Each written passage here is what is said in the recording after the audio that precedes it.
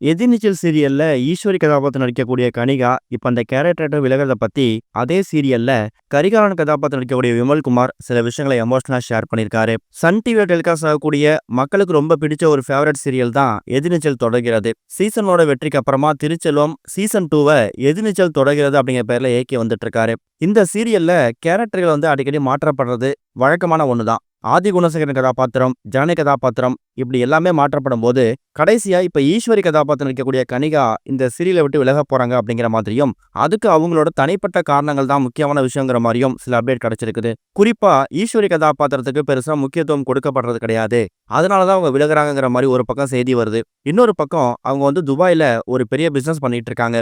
இப்ப ரீசெண்டா கூட அவங்க இன்ஸ்டாகிராம்ல துபாயில இருக்க மாதிரி போட்டோஸ் ஷேர் பண்ணிருக்காங்க. சீரியல் நடிக்கிறதால பிசினஸ்ல கவனம் செலுத்த முடியல அப்படிங்கறதாலதான் அவங்க விலகுறாங்கிற மாதிரி இன்னொரு செய்தியும் கிடைச்சிருக்கு.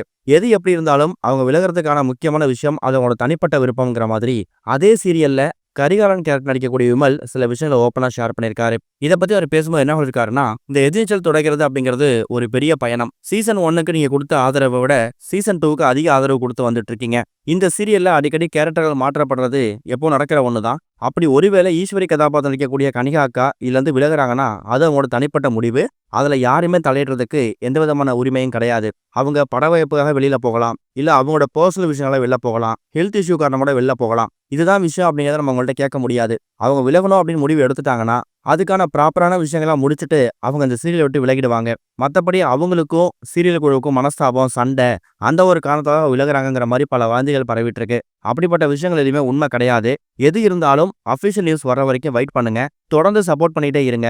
இந்த ஈஸ்வரி கதாபாத்திரத்தை டைரக்டர் அப்கமிங் வீக்ஸ்ல என்ன மாதிரி மூவ் பண்ண போறா அப்படிங்கிறது எங்களுக்கே தெரியல.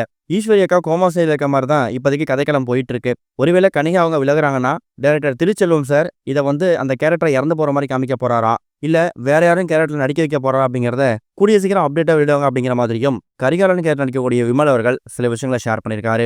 இது ஒரு பக்கம் இருக்க, வாட்டர்மெலன் திவாகர் மேல இப்ப நடிகை ஷக்கீலா போலீஸ் கம்ப்ளைண்ட் கொடுத்திருக்காங்க. இந்த ஒரு விஷயம் தமிழ் சினிமால ஒரு பெரிய பரபரப்பை ஏற்படுத்தியிருக்குது. நடிகர் சூர்யா மாதிரியே வாட்டர்மெலன் சாப்பிடக்கூடிய காட்சியை ரீக்ரியேட் பண்ணி ரீல்ஸ் போட்டு அது மூலியமா சோசியல் மீடியா ஃபேமஸ் ஆனவர் தான் திவாகர். சினிமாவில் முன்னணியில் இருக்கக்கூடிய பிரபலங்கள் பத்தி திவாகர் மோசமா பேசுறதுக்காக ஒரு எதிர்ப்பு வந்துச்சு.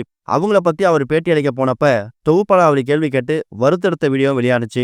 இந்த நிலையில தான் வாட்டர்மெலன் திவாகர் மேல நடிகை ஷக்கீலா போலீஸ்ல கம்ப்ளைண்ட் கொடுத்திருக்காங்களாம். பேட்டி ஒன்ல திவாகர் ஜாதி ஆணவத்தை பத்தி நியாயப்படுத்துற மாதிரியும் சில விஷயங்களை பேசியிருக்கிறதாவும், மேலும் ஜிபி முத்துவோட ஜாதியை சொல்லி அவரை பத்தி பேச மாட்டேங்கிற மாதிரியும் சொல்லியிருக்காராம். அந்த ஒரு வீடியோ இப்ப ரொம்ப வைரலா பரவ ஆரம்பிச்சதுக்கு அப்புறமா வன்கொடுமை தடுப்பு சட்டத்தின் கீழ் நடவடிக்கை எடுக்கணுங்கிற மாதிரி போலீஸ் ஆணையர் அலுவலகத்துல ஷக்கீலா வாட்டர்மெலன் திவாகர் மேல புகார் கொடுத்திருக்காங்க.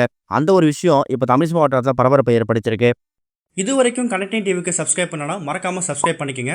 உடனடி அப்டேட்ஸ் பெறுவதற்கு நோட்டிஃபிகேஷன் பெல்லையும் கிளிக் பண்ணிக்கங்க.